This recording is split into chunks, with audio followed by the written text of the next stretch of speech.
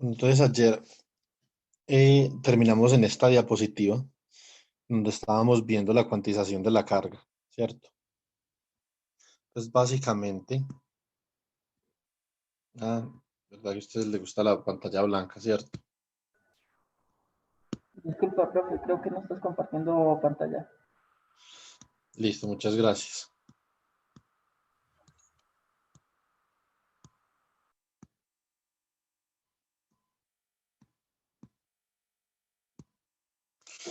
Entonces habíamos terminado con el principio de la cuantización de la carga, ¿cierto?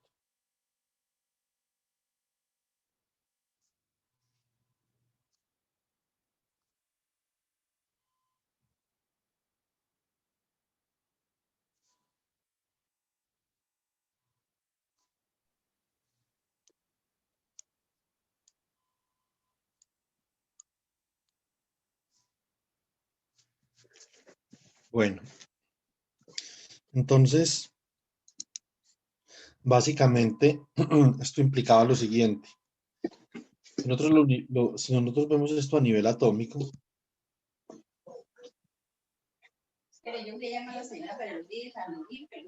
pues digamos que nosotros tenemos aquí un átomo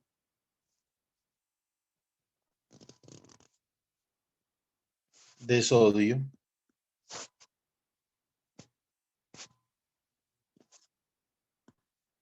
y aquí tenemos un átomo de cloro, por ejemplo.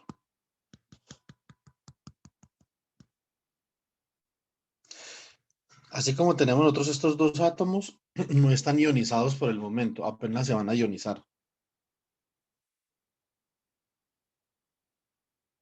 Sucede que este átomo de acá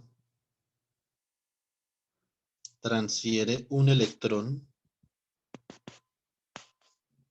al átomo de cloro.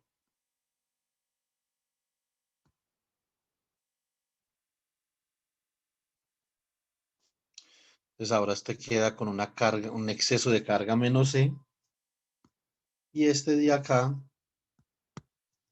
va a quedar con una vacancia electrónica. Entonces le va a quedar faltando un electrón, o sea que va a quedar con un exceso de carga más E. A nivel atómico, nosotros podemos observar que la carga solo se puede transferir en paquetes de AE, ¿cierto?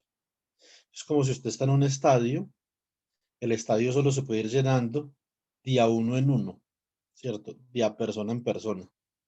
Usted no puede decir que acabó de entrar al estadio media persona o un cuarto de persona. También la cantidad de personas que entran a un estadio está cuantizada. Esta carga que nosotros tenemos acá, que es la carga mínima que se transfiere, la del electrón. Carga mínima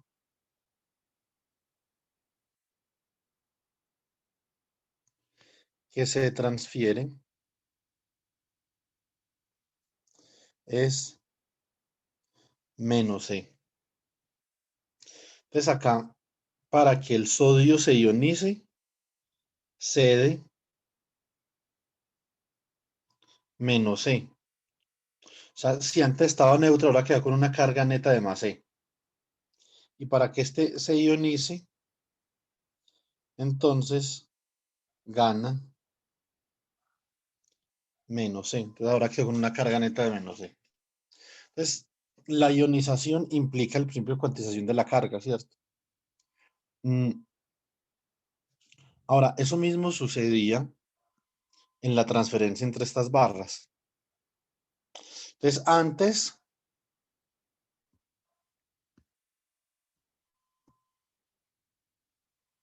como ustedes pueden ver aquí en estos signos más que están en rojo, son el número, por ejemplo, de cargas positivas que tenía este material. Entonces, tenía 5 cargas positivas y tenía 5 cargas negativas, ¿cierto?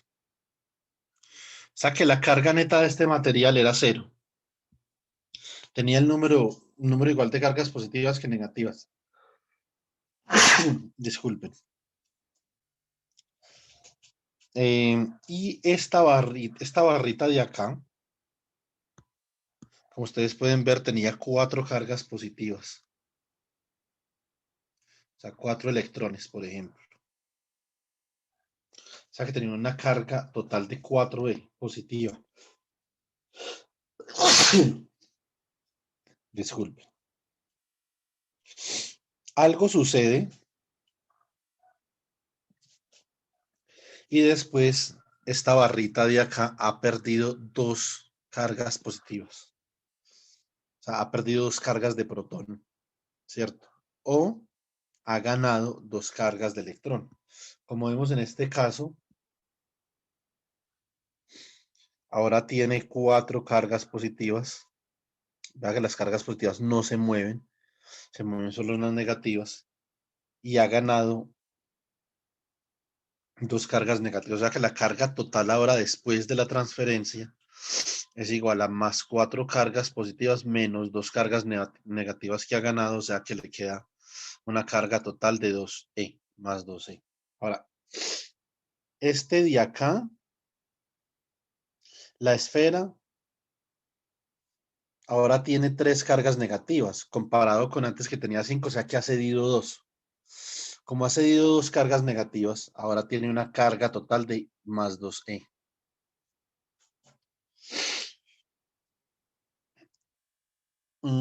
La carga se ha transferido de uno en uno, pero noten una cosa. Antes la carga total del sistema varilla-esfera era igual a más 4e más 0 igual a más 4e. ¿Cierto? Ahora, la carga total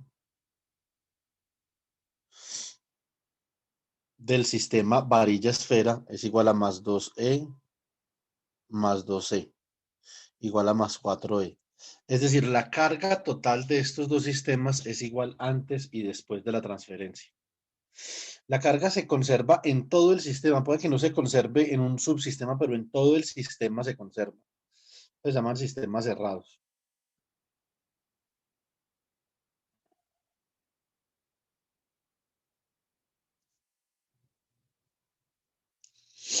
En los sistemas cerrados,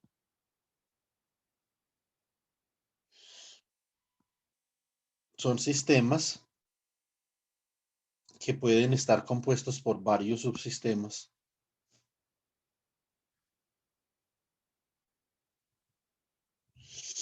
Por ejemplo, subsistema 1, subsistema 2, como por ejemplo la varilla y la esfera. Ellos pueden transferir carga entre ellos siempre y cuando la carga total de todo el sistema siempre sea constante.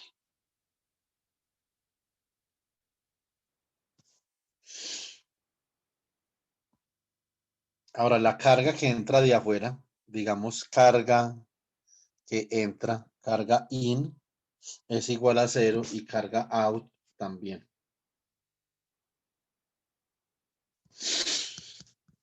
Porque el sistema es cerrado, implica que no hay movimiento de cargas ni hacia adentro ni hacia afuera.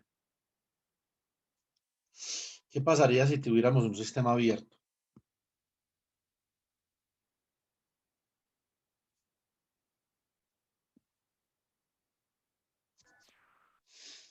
¿Habría intercambio entre las cargas de un sistema a otro sistema?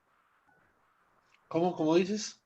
Que habría intercambio de cargas entre el sistema y fuera del sistema. Sí, exactamente. O sea, aquí habría, por ejemplo, una carga que está entrando, que es diferente de 0.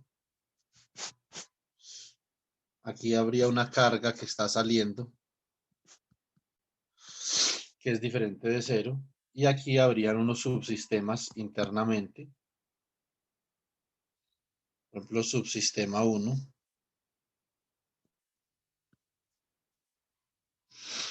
y subsistema 2. Listo.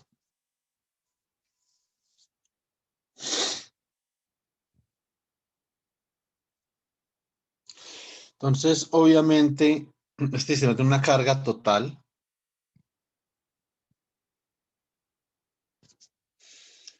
Entonces, ¿cuánto va a ser la carga total de este sistema? Va a ser, coloquémosle carga total prima, va a ser la carga total del sistema cerrado más Q out menos Q in. O sea, más la carga que entra menos la carga que sale.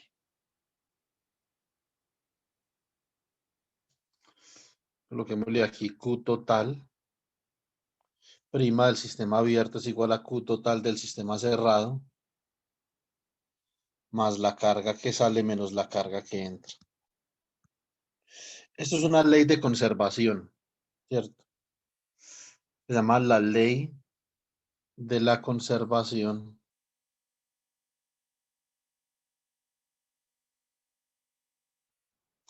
de la carga. Y eso es una ley fundamental del Ok. electromagnetismo. Sí, dígame. ¿Puedes repetir lo de la carga total? ¿Carga total más carga qué? Sí. Esto es un sistema abierto. Esto es un sistema donde se le permite al carga de afuera entrar al sistema y también salir. Antes habíamos hablado de un sistema cerrado, que es un sistema donde no se permite ni que la carga salga ni entre. Entonces ahora, la carga total del sistema abierto, o sea, de este sistema, es igual a la carga total adentro del sistema más la carga que entra menos la carga que sale. Entonces, esto implica que la carga se conserva. Digamos que usted tiene, por ejemplo, aquí 3E. Aquí entra, por ejemplo, 2E y aquí sale 5E.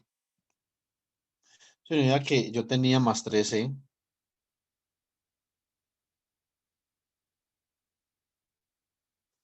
¿sí o no? Entonces, entró, ¿salió cuánto? Ah, no, perdón, aquí tengo un error. Debe ser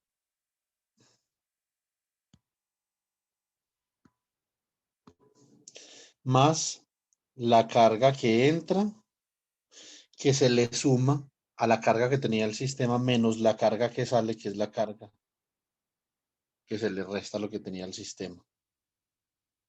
Acá teníamos 3E más 2E y sale 5E menos 5E. Entonces la carga total ahora queda igual a cero.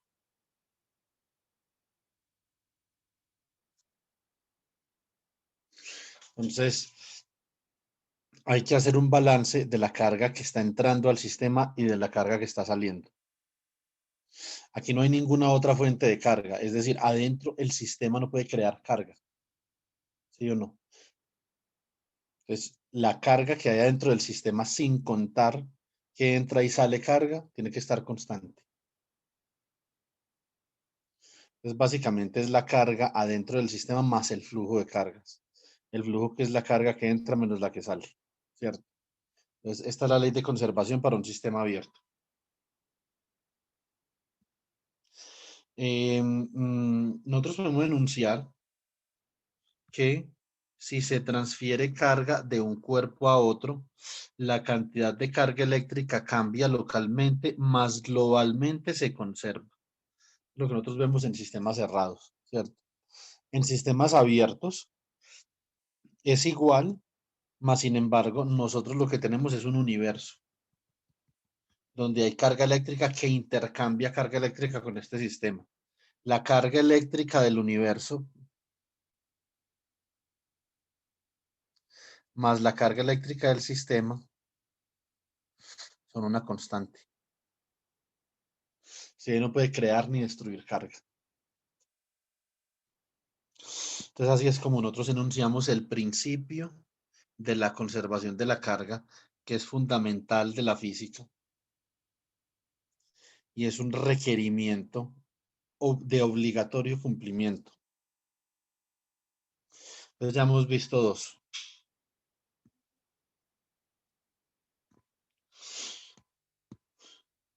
Ya hemos visto el principio de conservación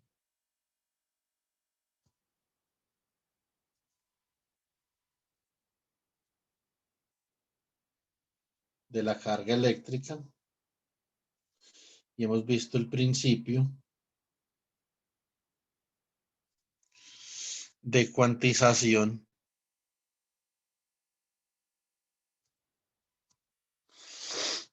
de la carga eléctrica.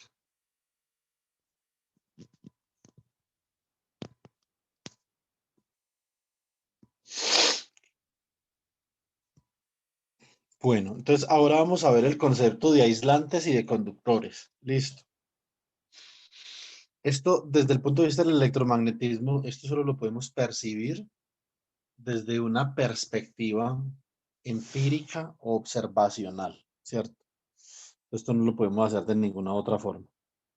Porque para nosotros poder determinar o nosotros poder entender por qué algo es metal o algo es conductor o algo es aislante o algo es semiconductor, necesitamos herramientas que no podemos desarrollar en el curso de electromagnetismo, sencillamente porque no tenemos, digamos, los prerequisitos matemáticos para hacerlo y ni siquiera tampoco los prerequisitos físicos, ¿cierto? Entonces, lo que nosotros podemos hacer es entender los metales o los conductores y los aislantes solamente desde un punto de vista observacional, ¿cierto? Entonces vamos a mirar ese par de experimentos que teníamos ahí, vamos a ver esos experimentos que nos dicen de los metales y de los aislantes. Listo. Bueno, entonces básicamente eh, nosotros tenemos tres tipos de materiales. Entonces, tres tipos de materiales según la forma como se comportan eléctricamente, ¿cierto? Esos materiales son el conductor,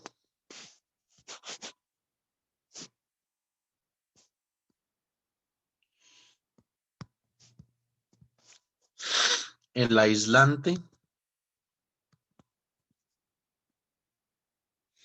y el semiconductor.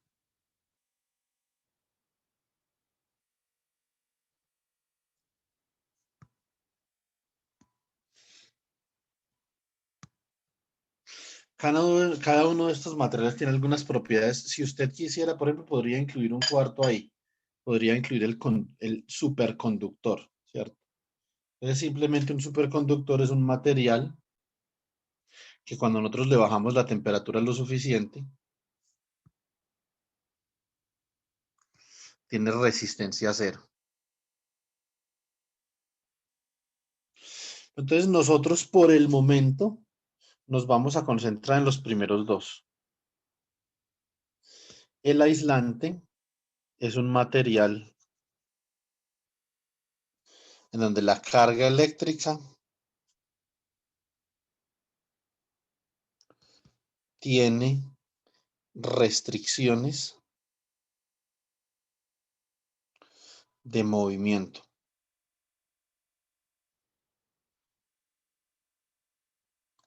El conductor es un material donde la carga eléctrica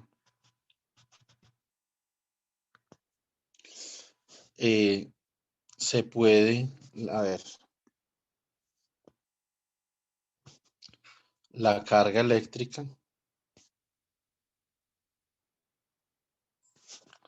se mueve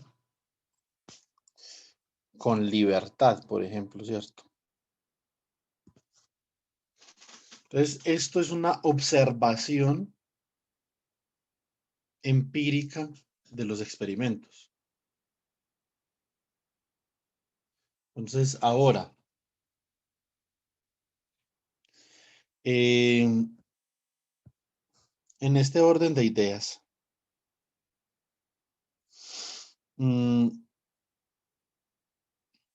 nosotros no podemos, así como estamos pensando ayer, o habíamos dicho ayer, que digamos, los constituyentes microscópicos de la materia determinan las propiedades macroscópicas de la materia. Obviamente, si uno va a analizar esto desde el punto de vista microscópico, tanto el conductor como el aislante, entonces uno puede obtener una predicción teórica de por qué un material se comporta como aislante y otro material se comporta como conductor, ¿cierto? Entonces eso está muy claro. Lo que pasa es que desde el punto de vista del electromagnetismo, nosotros no tenemos los requisitos para poder eh, entender desde lo microscópico las propiedades macroscópicas. Entonces, en el electromagnetismo las tenemos que entender de manera empírica, como vamos a hacer a continuación, simplemente a través de una observación, ¿cierto? Entonces, el electromagnetismo per se no es una teoría microscópica, sino que es una teoría empírica, unas relaciones matemáticas que surgen de la observación. Listo. Entonces eso es algo que también deben de tener presente. Electromagnetismo.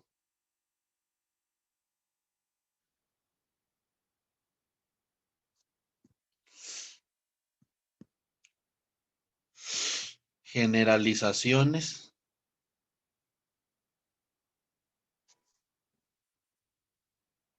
matemáticas sobre fenómenos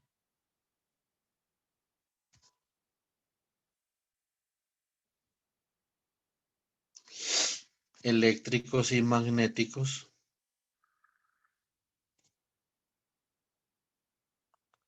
acoplados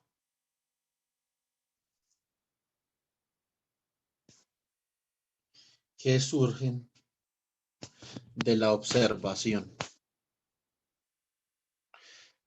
Coloquémosle observación experimental.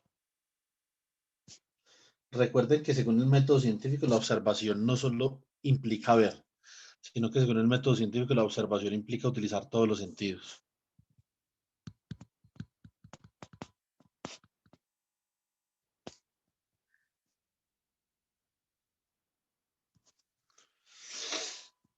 Bueno, entonces en este experimento que nosotros tenemos acá, tenemos lo siguiente.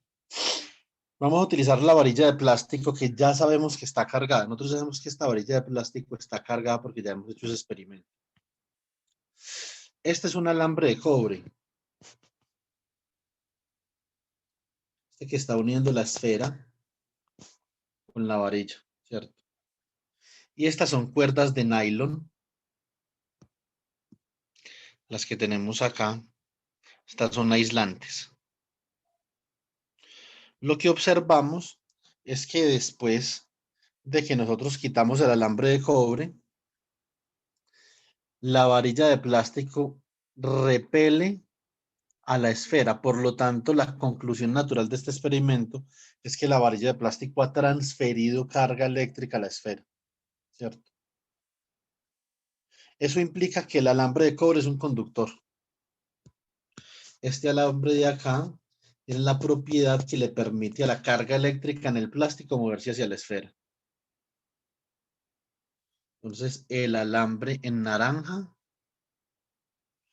de cobre es un metal de transición y conduce electricidad, ¿cierto?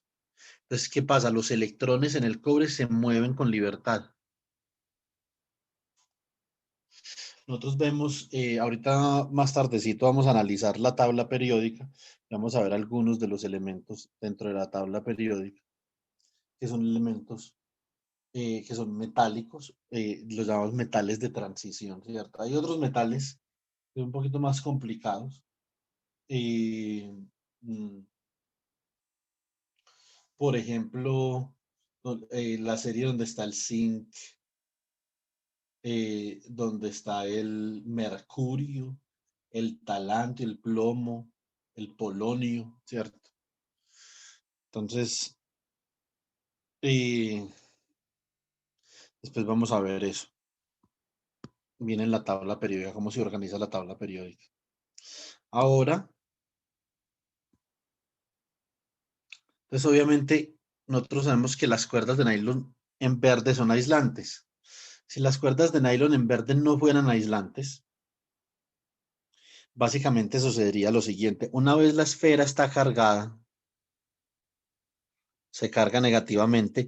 Si el nylon fuera aislante, eso permitiría a la carga negativa desplazarse a través del nylon y a través de la estructura metálica que sostiene la esfera. Pero eso no pasa porque la esfera y la varilla de plástico se siguen repeliendo, o sea que la carga eléctrica se mantiene en la esfera metálica, por lo tanto, entonces podemos argumentar que el nylon es aislante, no permite que la carga eléctrica que está en la esfera metálica se desplace a través de la estructura, ¿cierto? Entonces, y entonces ellos obviamente una vez la esfera está cargada, como podemos ver acá, siendo una fuerza de repulsión debido a la varilla de plástico, ¿cierto? Y si usted obviamente cambia el experimento y en vez de la varilla de plástico, con la varilla de plástico carga la esfera metálica, ¿cierto? Como en esta parte del experimento. Más sin embargo, después coge la varilla de vidrio positivamente cargada y la coloca en proximidad con la varilla de plástico y lo que sucede es que usted siente una fuerza o la esfera metálica siente una fuerza de atracción debido a la varilla de vidrio en comparación con este caso que es una fuerza de repulsión.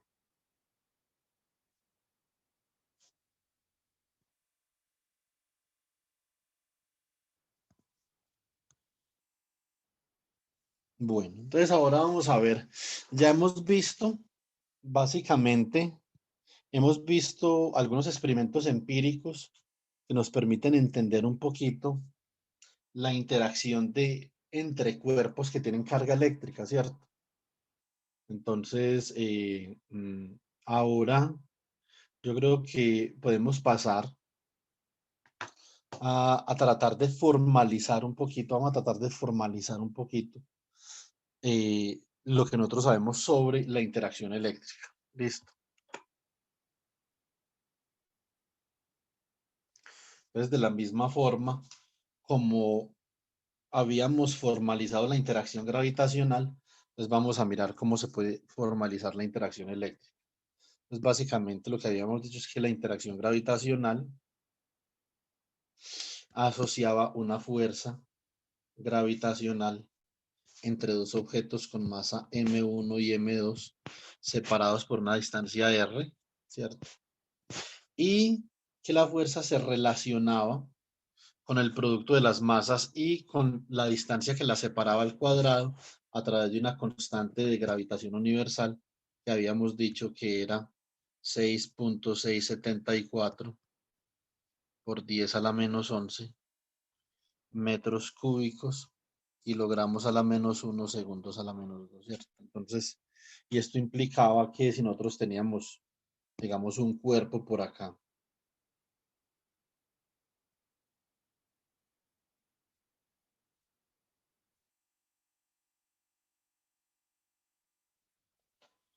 teníamos un cuerpo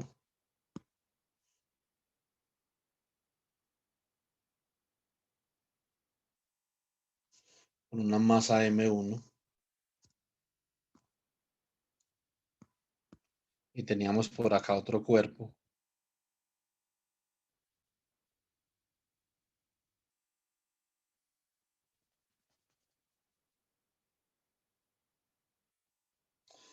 con una masa M2,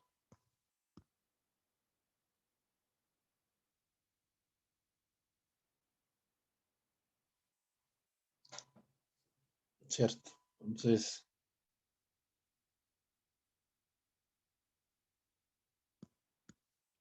si la distancia que separa los centros de masas de estos dos cuerpos era R, la fuerza de atracción entre los dos cuerpos estaba dada por esta expresión, que es la ley de gravitación universal.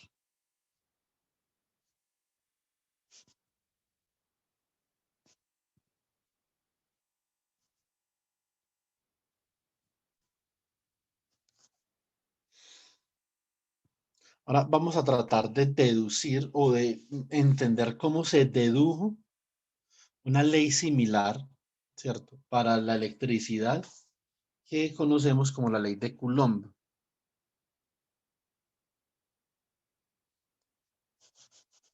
Formulada por este señor de acá.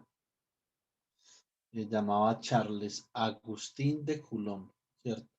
Entonces, básicamente, Charles Agustín de Coulomb lo que hizo fue construir una balanza de torsión en 1777 y después dedujo las leyes cuantitativas de la electrostática, ¿cierto? O sea, cuando las cargas no están en movimiento. Una vez que las cargas se transfieren de un cuerpo a otro, entonces suponemos que las cargas han alcanzado un equilibrio electrostático y que ya no se desplazan más, es decir, ya no tienen cinemática, ¿cierto?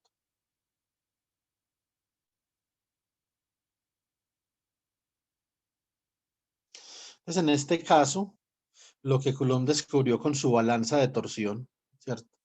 Era que si usted tenía una carga, digamos, positiva por acá y una carga negativa por acá, es que la fuerza de atracción entre esas dos cargas, había obviamente una fuerza de atracción,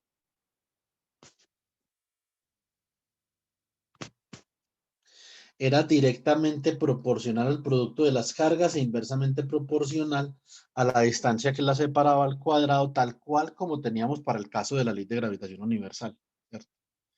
Entonces, otros estudios de Coulomb fueron los estudios sobre fricción y magnetismo y la colección de Memoires relative la physique, que la publicó en 1784.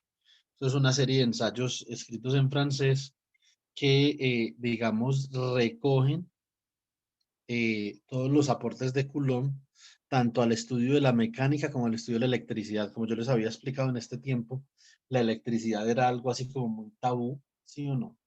Y realmente no se consideraba muy serio el estudio de la electricidad, no se consideraba como ni muy relevante, ni que fuera, digamos, un tema científico serio, ¿cierto? Como vamos a ver, eso va a cambiar en los próximos años. Bueno, entonces ahora, como les había explicado el día de ayer, mediante los procesos de regresión lineal, lo que Coulomb hizo fue que determinó la constante de proporcionalidad de su ley, ¿cierto? Y determinó la constante que lleva su nombre, que se llama la constante de Coulomb, y tiene el valor de 8.988 por 10 a la 9 newtons metros cuadrados sobre Coulomb al cuadrado. Pues obviamente nosotros podemos hallar esas unidades de esa constante, tal cual como lo hicimos con la constante de gravitación universal. Si decimos que F es igual a la constante de Coulomb, que multiplica la carga 1 por la carga 2 sobre 4pi, perdón, sobre R al cuadrado. Entonces, básicamente, si hacemos análisis dimensional, nosotros decimos que las unidades de la fuerza deben de ser igual a las unidades de la constante de Coulomb por las unidades de la carga 1 por las unidades de la carga 2 dividido las unidades de R al cuadrado. Eso significa que un newton va a ser igual a las unidades de la constante de Coulomb multiplicado por el Coulomb al cuadrado, porque la unidad de la carga eléctrica es el Coulomb, dividido metros al cuadrado, ¿cierto? Esto implica, ¿cuánto es un newton? Un newton es 1 kilogramo por metro sobre segundo al cuadrado, ¿cierto? Entonces, bueno, por ahí esa cosa se da en términos de newtons. Entonces, hagámoslo solamente en newtons. Profe, también lo ha multiplicado por el vector unitario de la elección. No, porque el vector unitario no tiene unidades, entonces eso digamos que no juega un papel acá, ¿cierto? Ok, ok. Entonces,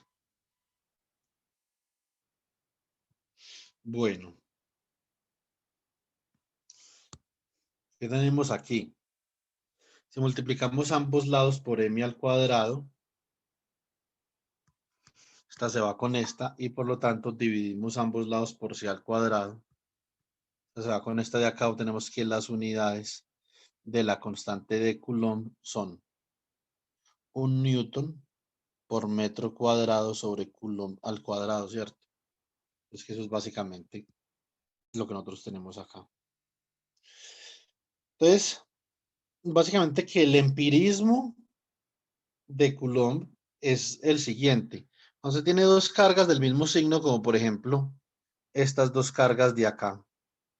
Es como podemos ver, hay unas fuerzas de repulsión que se alejan de la carga de lo que nosotros llamamos de forma radial, ¿cierto?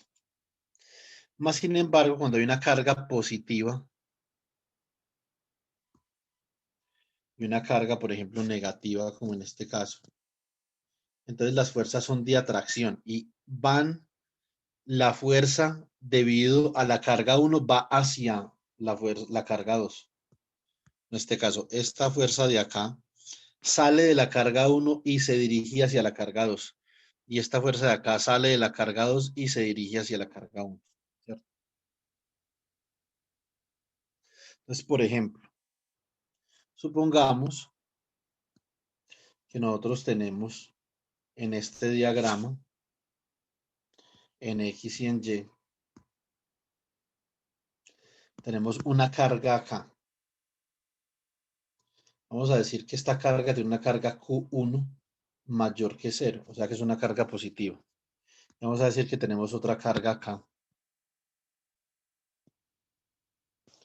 Q2, que es menor que 0. Por lo tanto, para nosotros conocer la interacción entre estas dos cargas, trazamos una línea que una las dos cargas, primero. Y después sobre esa línea que une las dos cargas dibujamos la fuerza de atracción en este caso. ¿Sí o no? Entonces la fuerza, esta fuerza sale de Q2 y va hacia Q1 porque Q2 está atrayendo hacia Q1. Y esta fuerza de acá sale de Q1 y va hacia Q2 porque Q1 se atrae hasta Q2. La fuerza es un vector.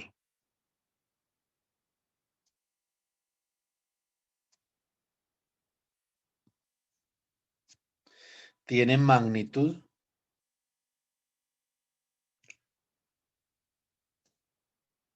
y dirección.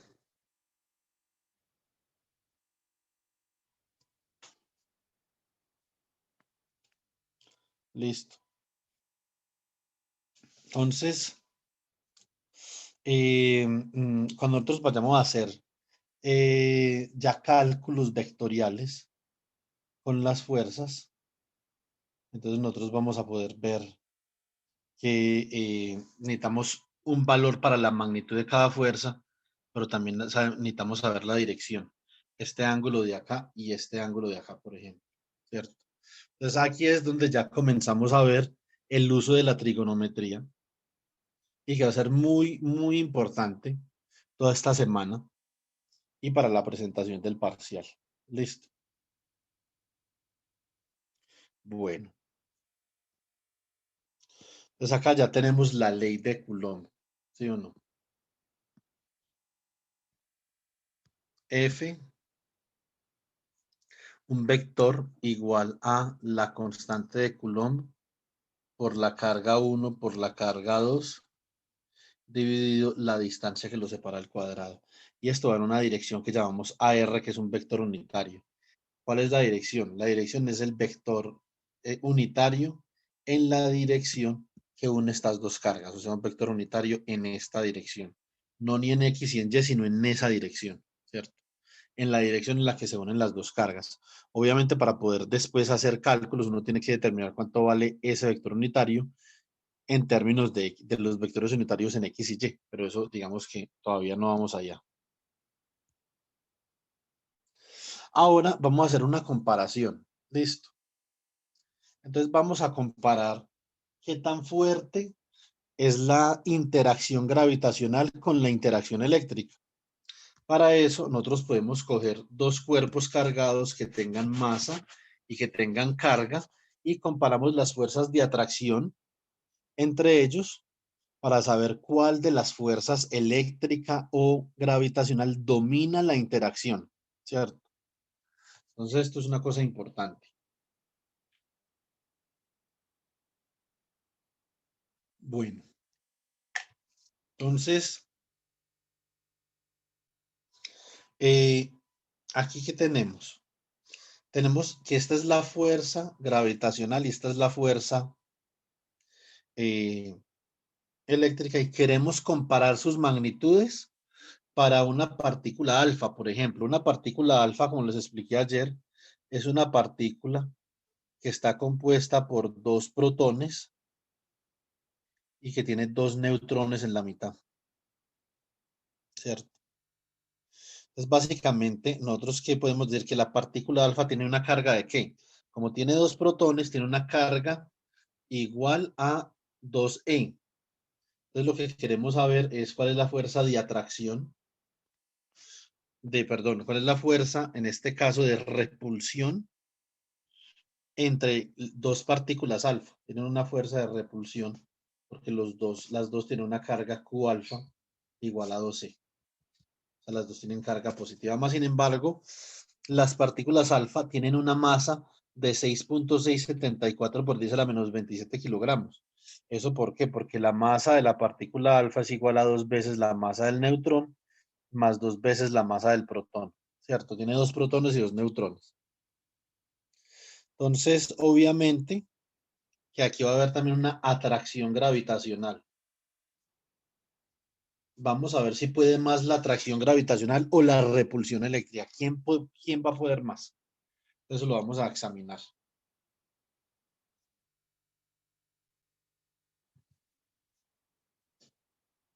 Listo. Tenemos la fuerza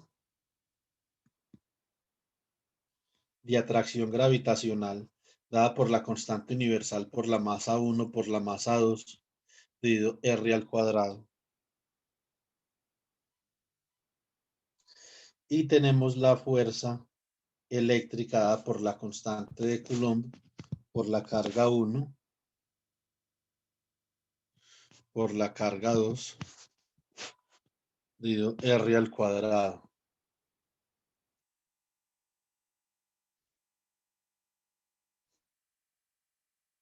Entonces ahora lo que vamos a hacer es proceder a compararlas, como decimos acá. Para compararlas dividimos la fuerza eléctrica sobre la fuerza gravitacional. Entonces tenemos fuerza eléctrica dividido fuerza gravitacional es igual a K sub E Q1 Q2 sobre R al cuadrado dividido G que multiplica a M1 por M2 sobre R al cuadrado. Entonces en esta comparación por la ley de los extremos y los medios se cancelan estos dos. ¿Y cómo queda? Nos queda que esa división es igual a la constante de Coulomb dividido la constante de la gravitación universal y multiplica a Q1, Q2 sobre M1, M2. Es básicamente que dependiendo de las masas y las cargas y la relación entre las constantes de proporcionalidad en cada ley, entonces nosotros vamos a obtener ya sea que la fuerza eléctrica es mayor o la fuerza gravitacional es mayor, ¿cierto? Entonces, este es un cálculo importante. Bueno, entonces vamos a mirar una cosa. La carga 1 es igual a la carga 2, igual a la carga para la partícula alfa, que es 2 veces la carga del protón. O sea que esto es 3.2 por 10 a la menos 19 coulomb. La masa 1 es igual a la masa 2, igual a la masa de la partícula alfa, que esto es igual a 6. ¿6 punto qué es? Pero yo miro. 6.64 por 10 a la menos 27 kilogramos. Obviamente, la masa, como acá estamos comparando masas con cargas, la carga de una partícula alfa es 10 a la 8 veces mayor que la masa. O sea que hay 8 órdenes de magnitud entre carga versus masa para una partícula alfa. De acá nosotros podemos ver una cosa. muy posiblemente, la interacción eléctrica sea mayor. Ahora vamos a comparar las constantes de proporcionalidad. K sub E es igual a 8.898 por 10 a la 9 newtons metros al cuadrado sobre coulomb al cuadrado, y G es igual a 6.674 por 10 a la menos 11 metros al cubo, kilogramos a la menos 1, segundos a la menos 2, ¿cierto? Entonces, obviamente, entre las constantes de gravitación hay nada más y nada menos que 20 órdenes de magnitud. Entonces, obviamente, nosotros ya sabemos que esto va para largo, ¿sí o no? Probablemente la interacción eléctrica va a ser mucho mayor que la interacción gravitacional. Entonces, si nosotros hacemos, digamos, la tarea de reemplazar, ¿cierto? Todo esto. Entonces,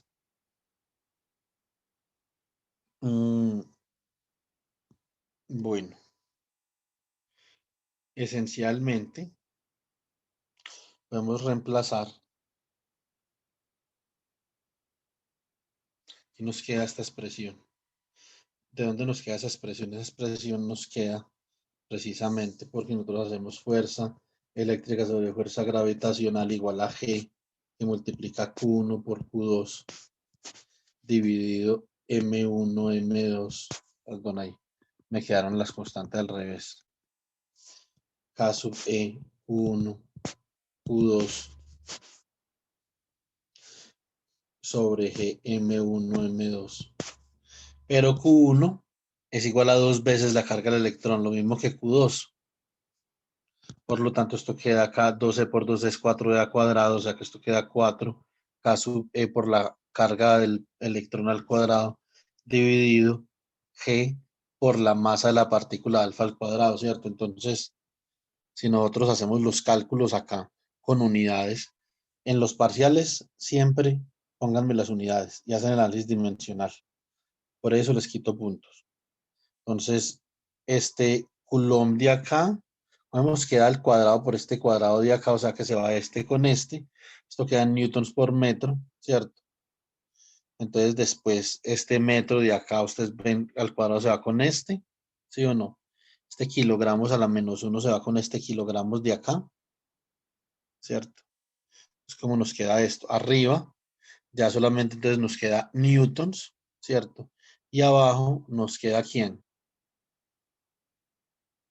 Nos queda este kilogramo de acá por este segundo a la menos 2 de acá por este metro de acá.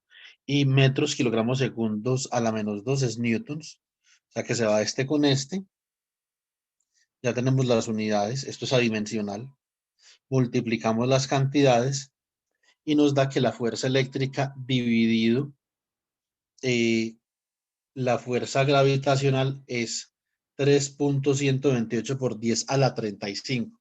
O sea que la fuerza eléctrica es proporcional a la fuerza gravitacional por 10 a la 35. O sea que la fuerza eléctrica es 35 órdenes de magnitud mayor. Pero tenemos que tener en cuenta una cosa, tenemos que tener en cuenta en qué escala de longitud estamos, ¿cierto? Estamos en la escala atómica, porque la partícula alfa está en la escala atómica. O sea que nosotros podemos decir que aproximadamente la fuerza eléctrica domina por 35 órdenes de magnitud la escala atómica comparada con la fuerza gravitacional. O sea que en los problemas entre átomos, interacciones entre electrones, podemos despreciar la fuerza gravitacional, porque la fuerza gravitacional básicamente, que es la fuerza eléctrica dividido 10 a la 35, es un número absurdamente grande. Es como si la fuerza gravitacional en esta escala de magnitud no existiera. Diferente fuera si, por ejemplo, nosotros estuviéramos considerando dos planetas, ¿cierto? ¿Cuál será la carga total de los planetas comparada con la masa de un planeta? Entonces, obviamente, entre planetas la interacción dominante es la interacción gravitacional, ¿cierto? Entonces, digamos que es otro tipo de análisis porque estamos cambiando la escala en la que se desarrolla la física, ¿cierto?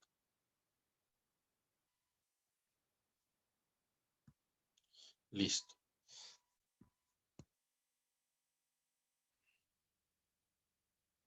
Muy bien. ¿Tienen alguna pregunta hasta ahí?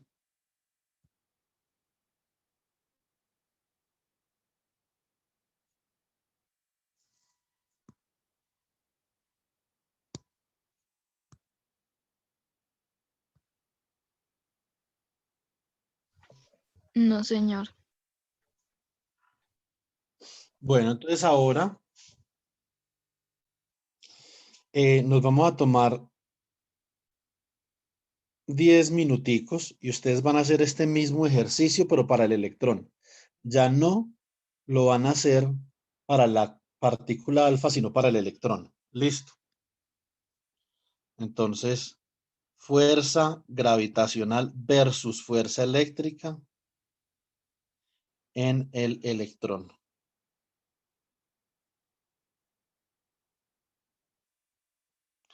Bueno, entonces nos volvemos a ver en 10 minutos y las personas que terminen este ejercicio en 10 minutos, entonces me envían el ejercicio, lo escanean y me lo envían al chat de Teams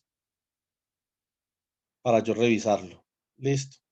Entonces, por favor, a trabajar. Quiero ver que todos trabajen y que me están enviando el ejercicio al chat de Teams en 10 minutos. ¿Ok? ¿Estamos de acuerdo? Profe, para el electrón no es el que acabamos de hacer. No. Vea que aquí habíamos explicado, Danilo, Para dos partículas. partícula alfa. Y recuerde que habíamos dicho que la partícula alfa Sí, era 2 protones con 2 neutrones. Es decir, la partícula alfa básicamente que es un núcleo de un átomo de helio. Listo. Entonces simplemente consideramos 2 partículas alfa que tenían obviamente una atracción gravitacional, pero que tenían una repulsión eléctrica. Y nos preguntamos, ¿cuál de estas interacciones domina? Si domina la eléctrica o domina la gravitacional. Y descubrimos que domina la eléctrica por 35 órdenes de magnitud. Ahora yo quiero que hagan este mismo procedimiento, pero para el caso del electrón. Listo. Y que me digan quién domina y por cuántos órdenes de magnitud. Va pasando el tiempo. Les quedan 9 minutos. Entonces vamos a hacer esta actividad. Listo, chicos. Listo, profe. Pasa el tiempo, 9 minutos. Yo coloqué aquí un cronómetro. Necesitamos que nos comenzamos a someter a tiempos para que nos enseñemos a responder cosas en tiempos cortos. Listo. Entonces ahora 10 minutos. Háganse de cuenta que esto es un mini parcial. 10 minutos. Corre el tiempo. Saquen calculadora. Recuerden que les expliqué ayer, masa del electrón. 9.11 por 10 a la menos 31 kilogramos. Carga del electrón, 1.6 por 10 a la menos 19 coulomb, ¿cierto? Es que esa también la tenían acá, ¿cierto? Esto como es 2 veces la carga del electrón, o sea que la carga del electrón es esto dividido 2, ¿sí o no? Entonces, por favor, pasa el tiempo a trabajar.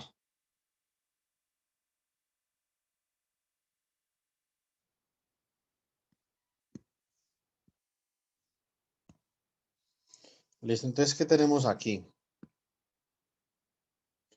Tenemos, para el caso del electrón, entonces, como bien les había explicado, es básicamente la carga 1 por la carga 2 es igual a E por E, o sea, es igual a E al cuadrado. No hay 4. Entonces tenemos la constante de Coulomb por la carga del electrón al cuadrado, dividido la constante de la gravitación universal por 9.11 por 10 a la menos 31 kilogramos al cuadrado, ¿cierto? Se hace el respectivo canceling de las unidades, ¿cierto? Este metros al cubo, observen que yo lo escribo como metros por metros al cuadrado, y kilogramos al cuadrado acá, lo escribo como kilogramo por kilogramo para mirar bien qué es lo que se cancela, ¿cierto? Entonces me queda esta expresión de acá, pues me queda esto, a la menos 29 dividido a la menos 73, subo el menos 73, positivo, como exponente positivo me da esto, corro el punto 2 hacia acá y me da lo que le dio a Juliet, 4.15 por 10 a la 42, por lo tanto la fuerza eléctrica es 42 veces mayor que la fuerza gravitacional para interacción entre electrones. Listo. Entonces, por favor, ustedes miren a ver qué es lo que tienen que corregir a las personas que les dije para que me lo corrigieran y me lo enviaran. Listo. Profe, eso fue lo que me dio. Y usted lo envió. Sí, señor.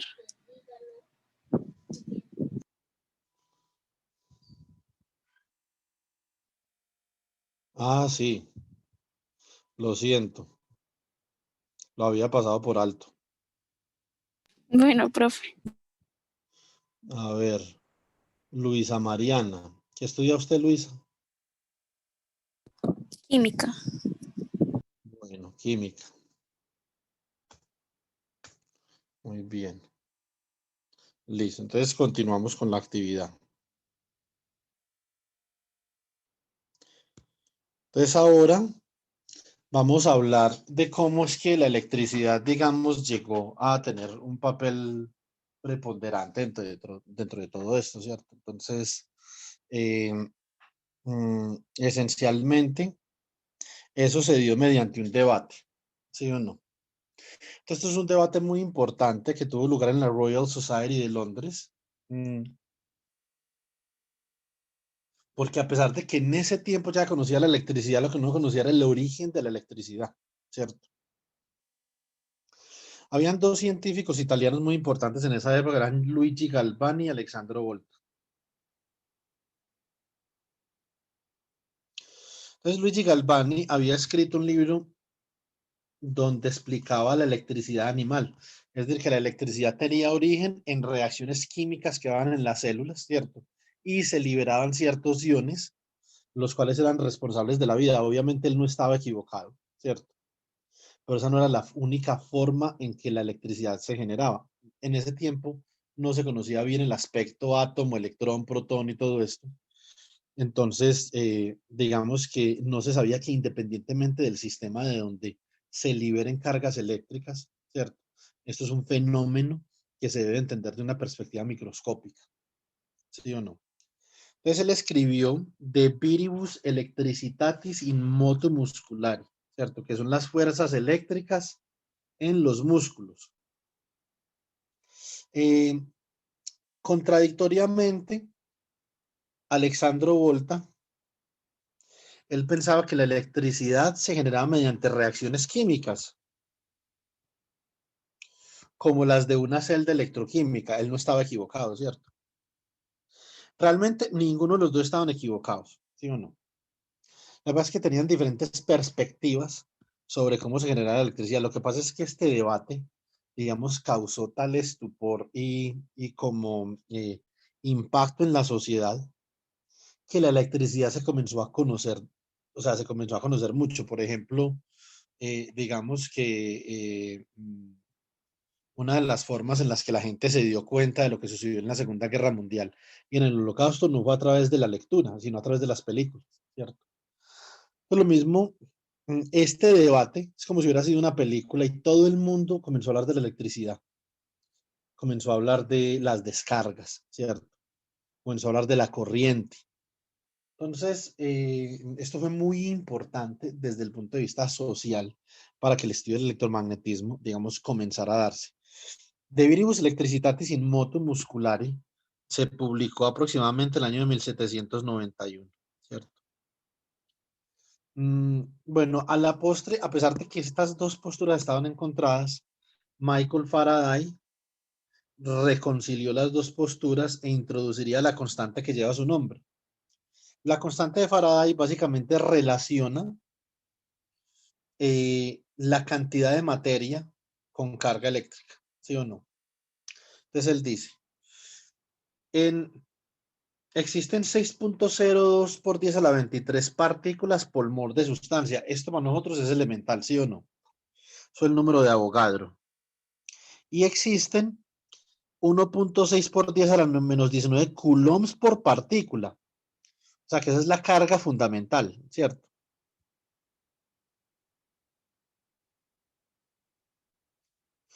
Se va partícula con partícula, multiplicamos esto acá y esto nos da 96.487 coulombs por mol, que es la constante de Faraday, ¿cierto? Entonces Faraday demostró que había una relación entre moles y electricidad, ¿cierto? Y también había una relación, obviamente, entre carga eléctrica y la corriente que se podía mirar en una celda electroquímica, que fue básicamente el invento de Alessandro Volta. Entonces demostró que ambos estaban en lo correcto. Entonces, pero lo importante del debate es, digamos, la sensación social que creó el debate sobre la electricidad, ¿cierto? La celda es básicamente un dispositivo donde tenemos dos soluciones. Me imagino que ustedes en química general vieron esto con algún detalle. Tenemos una solución acá, una solución salina acá y tenemos otra acá. En cada solución sumergimos un metal que lo conocemos como electrodo. En un lado hay una reacción de oxidación, pérdida de electrones. En otro lado hay una reacción de reducción, se ganan electrones. Entonces, mientras uno gana electrones y los otros los pierde, el cobre pierde electrones y los cede a partir de un cable. Y aquí se genera una corriente entre estos dos electrodos debido a que hay una diferencia de potencial, lo que nosotros conocemos como voltaje. Y esta se conoce como la primera batería y es la pila voltaica, ¿cierto? Entonces, esto fue esencial en experimentos posteriores, se basa en reacciones de óxido-reducción y verifica la hipótesis de Volta sobre experimentos de Galvani, ¿cierto? Entonces, esto fue importante. Ahora, a partir de ese gran debate hubo una secuela importante, que fue el libro de Frankenstein de María Shelley. ¿Alguno de ustedes conoce este libro o no? ¿Qué hubo? Lo que pasa es que, pues, para ver si me puedo salir ahorita faltando 15 y lo que falte, pues yo lo veo después por cuando se suba a la clase. Es que tengo una clase en el centro ahorita a las 10, entonces para alcanzar a llegar. ¿Quién es usted? Félix. Oiga, Félix, usted aparece con el nombre de Karen otra vez. Ah, sí, lo que pasa es que en el otro link yo le daba y no me ingresaba, entonces ingresé con el que envió Karen ayer al grupo y ese sí me dejó ingresar. Ah, ya. Sí, Listo. señor. Bueno, Félix. Entonces, que esté bien. Bueno, profe, muchas gracias. Hasta luego. Hasta luego. Entonces, ¿alguno de ustedes ha escuchado este libro o no? No, profe. No, señor. No, señor. No, profe. Pero sí se han visto la película de Frankenstein o no. Claro.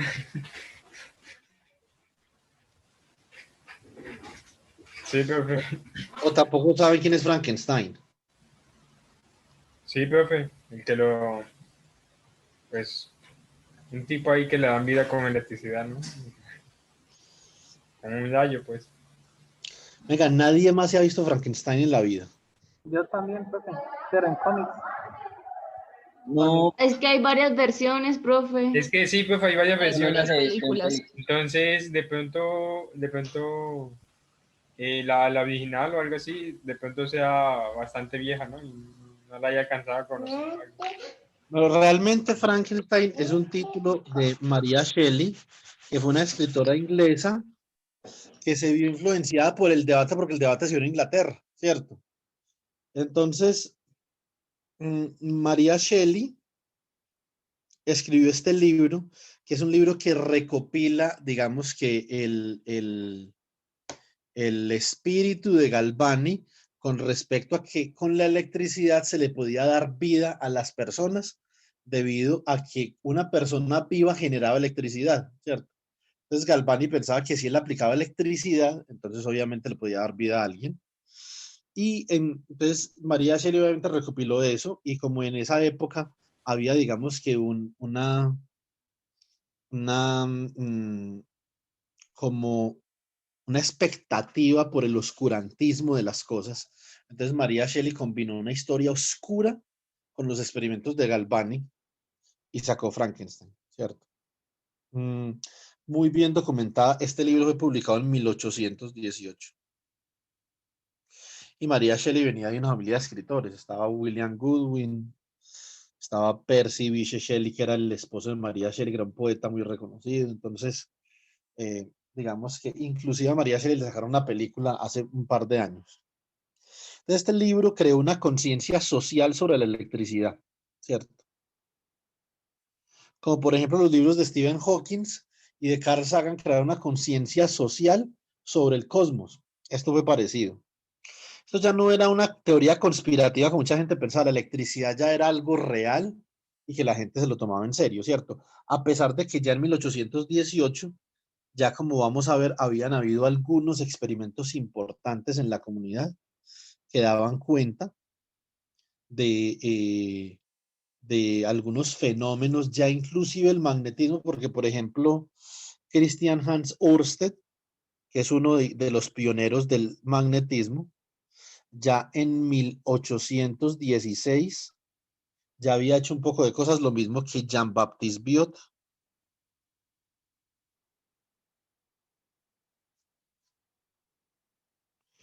Y Félix Savart, ¿cierto?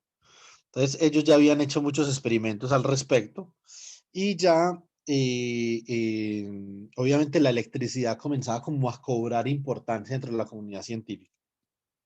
Ya no era como ahora decir extraterrestre, sino que ya era una teoría y a la par con la mecánica en el tiempo que conocía Isaac Newton, Joseph Louis Lagrange, Leibniz y todo eso. Entonces la mecánica y la electricidad eran parte fundamental del conocimiento del entorno, ¿cierto? Ahora, ¿por qué es tan importante la electricidad? Nosotros nos vamos a dar cuenta que el mundo realmente evoluciona poco y muy lento hasta la llegada de la electricidad. La sociedad evoluciona en la medida que el conocimiento sobre la electricidad avanza. El conocimiento de la electricidad ha sido muy importante y como nosotros vamos a ver, el electromagnetismo no solamente fue fundamental para la revolución en la posrevolución industrial, fundamental en la parte de la energía eléctrica con Nikola Tesla, ¿cierto? Pero también fundamental, por ejemplo, en el área de las comunicaciones, en el área de la computación, o sea, el electromagnetismo realmente domina la evolución social, ¿cierto?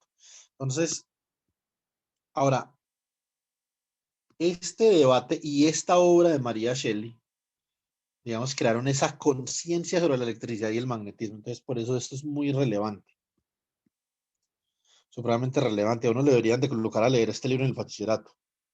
Esto es supremamente importante. Yo me lo leí, pero yo no estudié acá en Colombia. Por acá en Colombia como que no le interesa de alguna forma. Listo, entonces ahora, eh, mm, en la posteridad, ya la gente comienza a pensar de nuevo en el fenómeno del magnetismo. El fenómeno del magnetismo es posiblemente más antiguo que el de la electricidad y viene de la China y de Grecia, ¿cierto? Como vamos a ver. Pero se había dejado aparte porque se consideraba como algo mágico, ¿cierto? Metales que atraían a otros metales, de pronto ahí había algo como, no sé, de brujería, de oscurantismo, ¿cierto? No se tomaba como en serio esto desde el punto de vista científico, pero con los experimentos, por ejemplo, de Hans Ørsted y de Jean-Baptiste Biot, el magnetismo, digamos que vuelve al escenario científico. Y eso comenzaría a revolucionar, digamos, la forma como nosotros evolucionamos como sociedad, ¿cierto? Entonces, básicamente que nosotros podemos percibir el magnetismo usando la tabla periódica. Por ejemplo, algunos metales en la antigüedad habían demostrado que podían atraer otros metales, esencialmente el hierro. Pero también hay otros metales de característica magnética. Por ejemplo, el cobalto. También es magnético. Por ejemplo, el níquel también es magnético. Por ejemplo, el manganeso también es magnético. Estos metales de esta zona que nosotros tenemos acá se llaman metales de transición.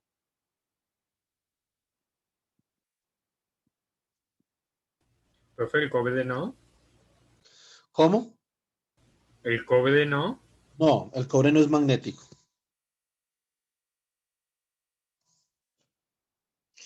Entonces, otros metales magnéticos importantes son los de estas series de acá.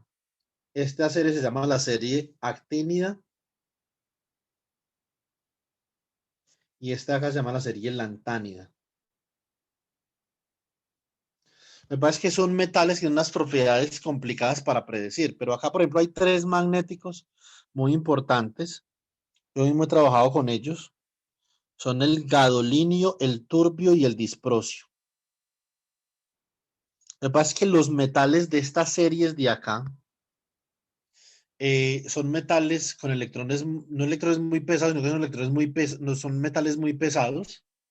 Entonces, digamos que analizar ahí la cuestión física se vuelve un poquito complicada, ¿cierto? Entonces, esencialmente, a un nivel muy básico, uno siempre trabaja con los metales de transición, digamos que a nivel conceptual, para uno entender realmente la parte magnética y todas estas cosas, porque se requieren métodos en física mucho más avanzados para analizar los metales de la serie actínida y lantánida, por ejemplo, ¿cierto? Entonces estos metales magnéticos, lo que mostraron en la antigüedad era que atraían a otros metales, y entonces obviamente eso causó, digamos, una determinada atracción. ¿Por qué será que esto atrae metales, cierto? Como lo mismo que pasa en la nevera cuando usted coloca un imán, ¿sí o no? Entonces eso es un fenómeno, obviamente, que le causa a uno curiosidad, independientemente de cuánta curiosidad le cause, más o menos curiosidad, pero es un fenómeno que causa curiosidad. En la antigüedad no habían las herramientas para estudiar ese fenómeno magnético. Entonces, digamos que eso quedó en un segundo plano y después, digamos que volvería a la carga el fenómeno magnético. Básicamente, que los fenómenos, los materiales magnéticos que, por ejemplo, nosotros tenemos en las neveras,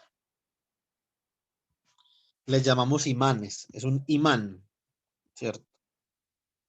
La palabra imán viene de la palabra magnet, la cual está asociada con la piedra imantada encontrada en Magnesia. Magnesia es en Grecia. En ese tiempo, obviamente Grecia ahora es Turquía, ¿cierto? Porque es la provincia de Anatolia, una provincia en Turquía muy conocida. Entonces, debido a que estas piedras que llamaron magnet venían de la ciudad Magnesia, que estaba en ese tiempo en el Imperio Griego, entonces a esas piedras se les comenzaron a llamar magnet, que en español se le llamó, en latín se le llamó imán, ¿cierto? Y que simplemente son piedras que atraen a otras piedras. Entonces, la observación fenomenológica, obviamente, que uno debe de considerar.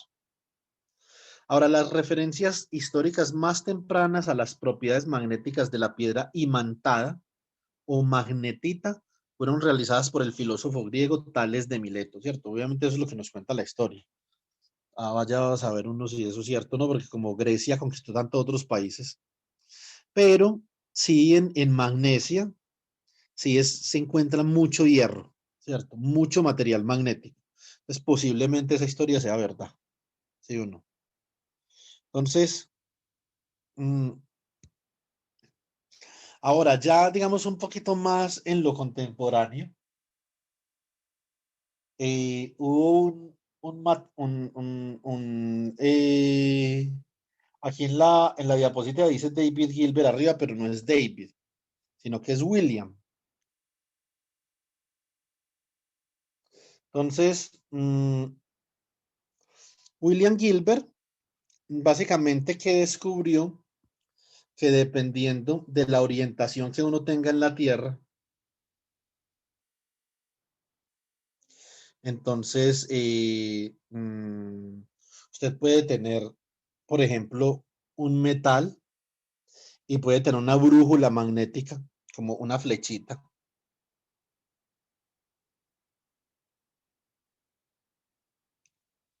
Y esta flechita va a comenzar a apuntar en la dirección del campo magnético terrestre. Entonces, por lo tanto, William Gilbert propuso un dispositivo para navegación que llamó la brújula, basándose en que esta flechita metálica que estaba imantada, ¿cierto?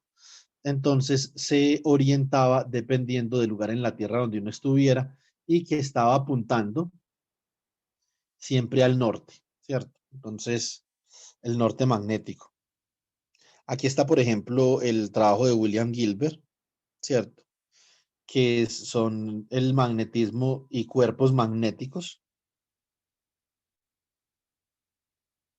Y entonces también se sabe que la dinastía Han en China y la dinastía Song también habían trabajado con el magnetismo y habían tratado de navegar de la misma forma que estaba haciendo William Gilbert, ¿cierto? Entonces William Gilbert aquí en esta obra él publica De Magnet Magnetische Corporibus et de Magno Magnet Tellur, ¿cierto? Entonces Tellur es tierra. Entonces William Gilbert estudió el magnetismo de la Tierra. Como la Tierra tiene cierto magnetismo por el campo magnético terrestre de la Tierra, que es súper importante para protegernos de los rayos cósmicos, de la radiación solar, ¿cierto? Para que los pájaros y varios tipos de animales orienten su desplazamiento y su migración, ¿cierto? Entonces la migración de los pájaros está gobernada por el campo magnético terrestre. Entonces William Gilbert estudió las propiedades del campo magnético terrestre y cómo se podía navegar, ¿cierto? Con la brújula, debido a que la brújula estaba apuntando en la dirección del campo magnético terrestre.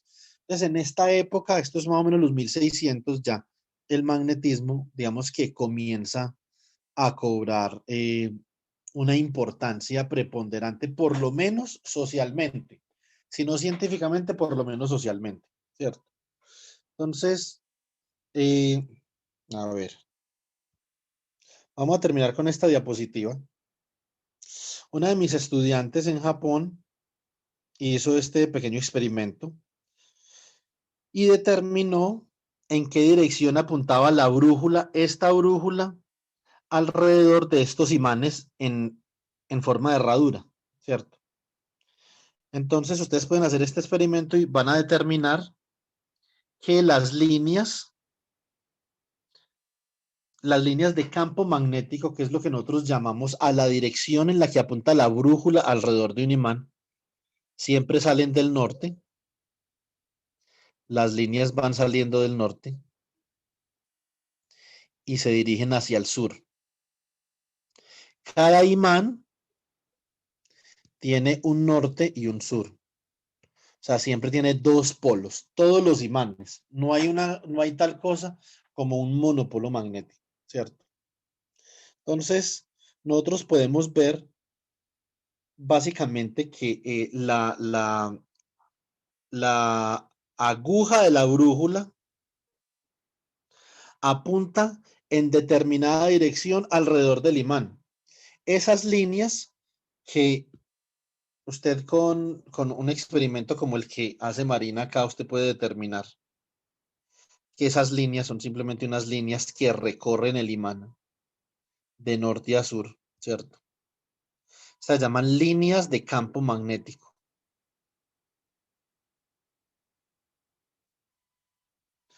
Usted puede determinar esas líneas colocando, por ejemplo, polvo de hierro alrededor del imán, como usted ve ahí. Se puede dar cuenta que el hierro, digamos, va a formar acá, vea que está formando como estas trazas, ¿cierto? Lo mismo acá.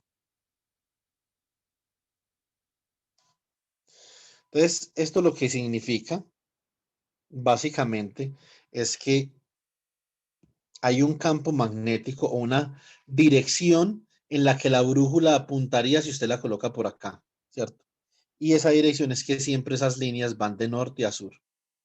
Esas son las líneas de campo magnético que nosotros muy bien podemos determinar usando ya sea la brújula o la podemos ver si colocamos polvo de hierro alrededor del imán para saber el hierro cómo se orienta, porque el hierro es un material magnético. Entonces, por lo tanto, se va a atraer al imán de determinada forma, dependiendo sea las líneas de campo magnético como las estamos dibujando acá. ¿Cierto? Entonces, ¿esto qué significa? Si las líneas van de norte a sur, eso significa que si usted, por ejemplo, coloca dos imanes en contacto, este es norte y este es sur, y este es norte y este es sur. Entonces aquí los dos imanes se van a atraer, así como cuando usted tiene dos imanes y se pegan fuertemente, ¡pum! Porque las líneas aquí van de norte a sur. Aquí hay una atracción. Sin embargo, si usted coloca los imanes en esta orientación, si usted coloca sur con sur, entonces va a haber una repulsión, porque las líneas aquí están entrando y aquí también están entrando. O sea que eso repele a los dos imanes, ¿cierto? Entonces, este es el fenómeno del magnetismo con el que nosotros podemos comenzar. Hay dos fenómenos importantes. El primer fenómeno es la atracción entre metales, ¿cierto?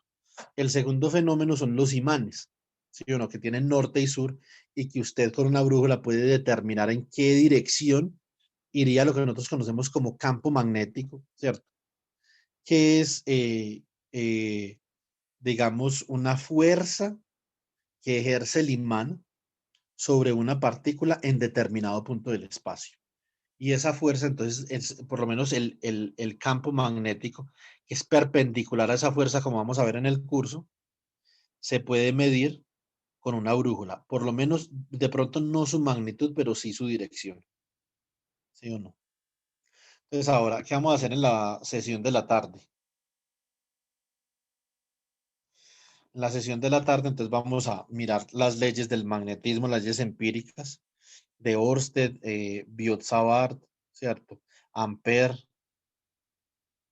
la ley de Ampère de interacción entre distribuciones de corriente rectilínea, ¿cierto?